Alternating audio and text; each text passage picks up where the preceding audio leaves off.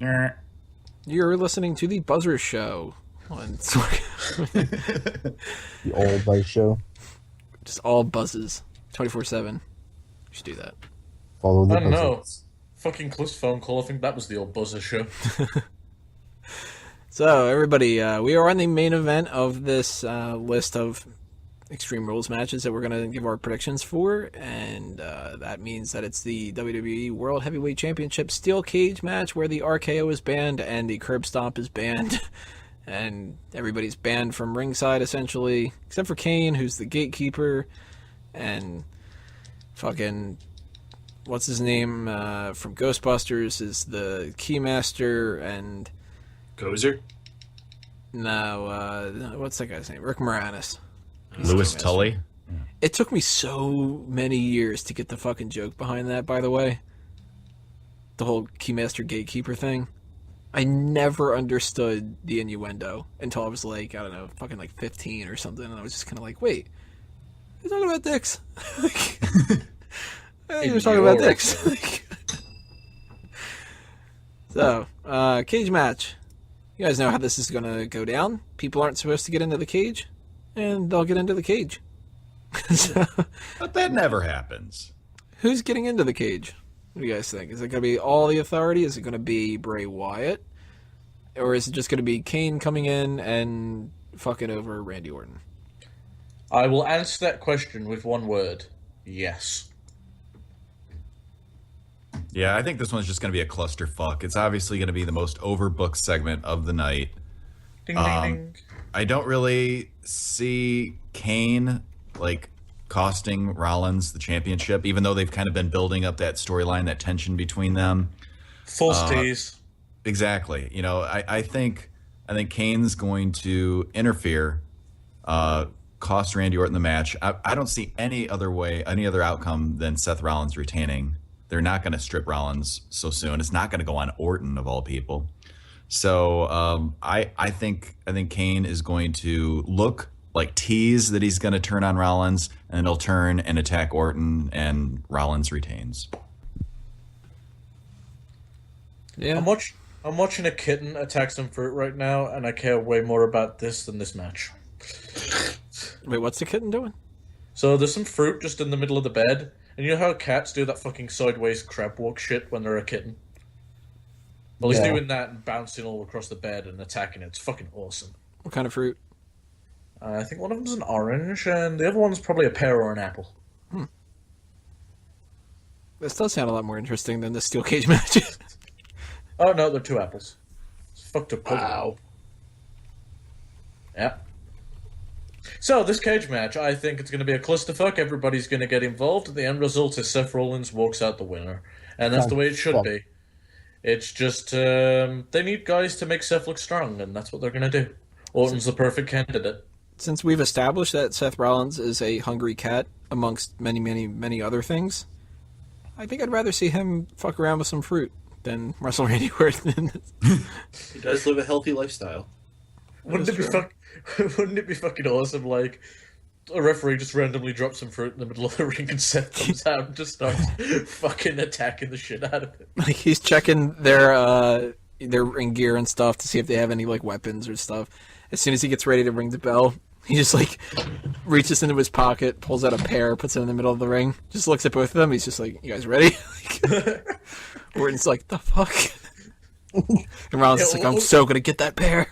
Orton just climbs out the cage while Seth attacks the fuck out of the bear. Yeah, Seth goes for it like cats when they dive towards their fucking little toys. Just like, I'm getting the fucking pear. It's my pear. Like, And Orton can't help himself, RKO out of nowhere, and he loses via that. See? Just tied it all back into pro wrestling. There we go. good old wrestling. Good old wrestling. I'd like the other alternative that we were mentioning the other day. I think it was on the post show. It might have been on Smack Talk. Might have just been when we weren't talking about anything, just recording whatever. But I like the idea that Seth just walks through the fucking door. Just like, hey, Kane, can you open up that door? Thanks. And then just walks out and wins. Fuck everybody in the audience. That'd be funny. I'd have a lot less to write about for my That'd be reviews great. and stuff, but I'd laugh my ass off. Do you guys think? Well, how many times do you think they'll tease Randy Orton actually doing the RKO? Like, I don't think they'll Since- tease the RKO. I think 3 they'll- times. you think? Yeah, I think they'll tease it at least once. Goal. But so what's the scenario like? Say Orton does do the RKO. What is he fired? Is disqualified? It's not DQ. I mean, I No, could- he's disqualified for that though. Yeah, I could see a scenario where the referee gets knocked down. I guess on the outside or inside, I don't know if it's pinfalls or not. He hits the RKO then, escapes the cage or pinfall and gets the win. And And the then authority as come he's out. celebrating with the title, the authority come out and fucking disqualify him. Yeah. yeah. Or restart the match, either or. Okay, interferes and that way. Then Randy Orton's got a feud going into Payback, which will be not Payback. I don't fucking know at this point. I just want to Yes, sleep. payback. Yeah, you'll have a feud with Kane then. Then Seth Rollins will move on to better and brighter things, like Yeah, I Bray don't want Wyatt. to see that feud either. What, Seth Rollins versus Better and Brighter Things? She should storm in a teacup. Yeah, if it's Kane and Seth Rollins, like, that's such a throwaway. Yeah. That's like a Raw main event. Which it really shouldn't be, but it is. I don't know. That Kane versus John Cena match the other day on Raw was fucking boss. I don't think I paid any attention to it. That Raw sucked. Bro really did fucking blow. Yeah. So they lost me at that point. You know what? We haven't had too much enthusiasm about this review tonight, and it kind of goes to show how piss poor of a job WWE's done just building it up. Indeed. Yeah, Extreme Rules could be really fun. They've had lots of pay-per-views where that's been, one of the most entertaining ones of the year. And this one just sucks so bad. Like, this is really awful. The majority of the matches have no stipulation to them, or if they do have a stipulation, it's really dumb. Kiss me arse. It's not like TNA bad, where it's bad to the point where you can have fun because you can laugh at it. It's just bad. You know what I can kind of equate this to? This is the kind of thing where you've got to sit through the end of a movie that you've already gotten like a half an hour into because you already paid to see it. I mean, I know I'm going to have to watch this whole pay-per-view, but I really am not looking forward to any of it. Like, I'm legitimately more interested in what happens with the IC title. And not even like who wins a match, but whether or not Daniel Bryan even comes out. Like, once that part of the pay-per-view is done, I'm going to be like struggling to pay attention. Now, they could prove me wrong. I mean, this could end up being really fun. And if it is, I'll admit that I'm wrong, but I don't see any scenario where that happens. Like, this steel cage match is... I probably would have really, really, really liked this as a kid. Because I used to buy into fucking everything as a kid. I'm like, oh, Ken Shamrock's totally going to beat DX. Like, But this is about as basic as you can get. I mean, we all called so far in advance that this was going to be a steel cage match. That alone tells you one thing. You know what bugs me about this card?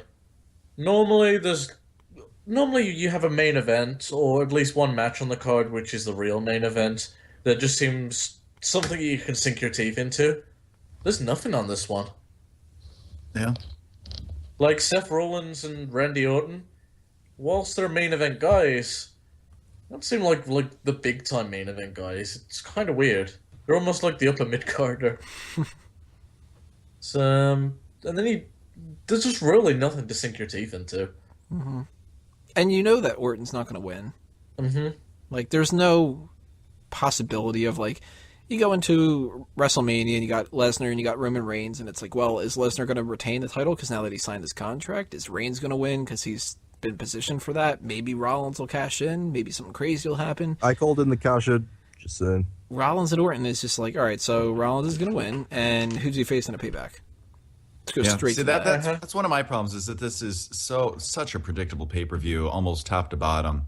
Now, And- to be fair, sometimes predictability isn't bad, but No, I'm in not this saying case- it's going to be a bad show. It could be a really good show. I don't know, but I like having that. The intrigue isn't there for me right now because I'm pretty confident in most of the matches. So I like going into it and saying who's going to walk out with the belt. I don't know. It could be this person, it could be that. But with this, Rollins is not going to drop the belt. I mean, it's basically how are they going to play it out? It might be interesting. I'm sure it'll be a good athletic match, but I'm just not intrigued. I'll watch it. I'll probably enjoy the match, but I don't know. You know what the biggest giveaway is? Biggest giveaway is that they've already been airing promos in the local area for Payback of the main event being a triple threat match of Seth Rollins defending his title against Roman Reigns and Randy Orton. Card subject to change. Yeah, they do that all the time. They that one's don't a do little- it that much, yeah. actually. They don't give away the main event of a pay-per-view that often. See, I don't know if that's even going to be the main event of the pay-per-view either. I could see it. I could see it for sure, but Why would the triple threat match for the title not be the main event? well, if it's on the card, it'll be the main event. But I don't think that'll necessarily be on the card. Makes sense. It Makes does, sense to Yeah. me. and I wouldn't be I excited mean- about that either. But I would like to defend WWE in one area. As far as the Seth Rollins versus Randy Orton feud goes, it does make sense. yeah, There wasn't really any other option, given the circumstances. no, I It's mean, I ju- could see myself doing the exact same thing. They kind of booked themselves into a corner. It's not the choice of opponent that sucks, it's the story. And this story has sucked from the very beginning when Randy Orton returned and was playing buddy-buddy with the Authority. Yeah, he should have just been fucking with them. It's annoying. But there's just nothing seems like a big-time match anymore. I don't know why. I mean, this is, I guess, the logical next step in the feud and the storyline, but I just hope there's a conclusion soon. I hope they can resolve it and come up with something better. I think this pay-per-view is going to be an example of a really shitty period, which is going to lead to a better period, maybe, because they're in a spot where they're trying to develop these new guys, and I guess it's just not quick enough for all of us. And It's a slow burn. Yeah, and then it makes the main event scene look weak, but I think it's a necessary evil. I definitely think that we're in a really slow period right now. It's going to carry over until Money in the Bank. This You're probably and maybe even past Money in the Bank, but this and Payback are going to suck. Money in the Bank, at the very least, it'll be interesting because we got the Money in the Bank match, and we'll be all curious who's going to win that.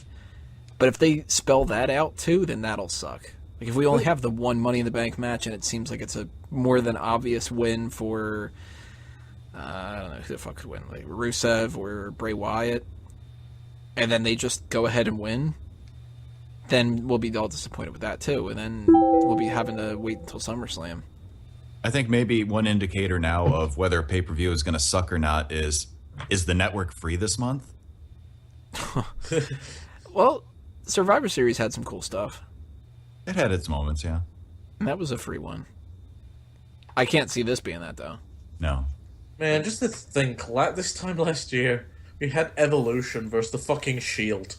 Right. And now this. Like, even though that Daniel Bryan couldn't wrestle, we still didn't give a fuck for the most part. That does kind of show you though.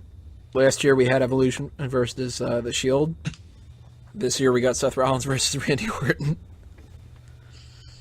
Yeah, So same some things haven't guys. changed. So everybody's going Seth Rollins here. Anybody think that there's a chance that something really cool could happen? Nope. Nope. Like maybe a hologram in the middle of the ring? Maybe JB Noble takes a bump off the top of the cage for a table, but outside of that, no. I'd be down for that. And like nobody even pushes him. He just does it like Drew McIntyre mode, where he just jumps himself. Yeah, sure, why not? That's still my favorite table bump ever. Yeah, that was pretty good. It's kind of like, this seems kind of fun. Someone notice me! Ow! He's like, Oh, what the hell? I'm blanking on the move. Oh, the Swanton. He's like, fuck that table. I'm going to go give that a Swanton.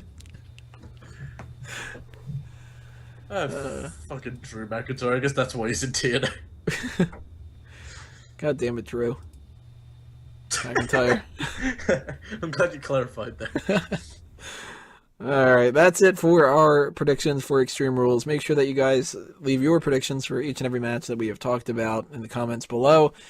And we are done with our main event, but we have one last thing to do, and that's to go over things that have happened with the Fantasy League. So stay tuned for part 12, I think we're on, yeah, part 12.